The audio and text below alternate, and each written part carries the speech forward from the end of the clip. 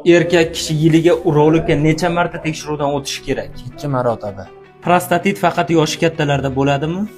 Yo'q, yoshlarda ham bo'ladi. Og'riqsiz urologik kasalliklar ham bormi? Ha, albatta. Simptomlar yuzaga chiqmagan urologik kasalliklar ham bor. Tez siyish xavflimi? Ha, albatta xavfli. Nima uchun? Chunki CD yo'llari kasalliklarida va undan tashqari qandli diabetlarda tez siyish yuzaga keladi.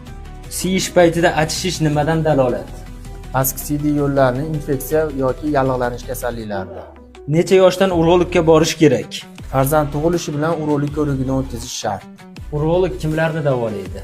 Erkaklarni, ayollarni va bolalarni. Prostata bezi kasalliklari, urug' yo'llari kasalliklari, moyak kasalliklari, befarzandliklar va ereksiyada muammolar bo'lsa, erkaklarni davolaydi. Ayollarda CD pufagi kasalliklari, buyrak kasalliklari va CD yo'llari kasalliklarini davolaydi.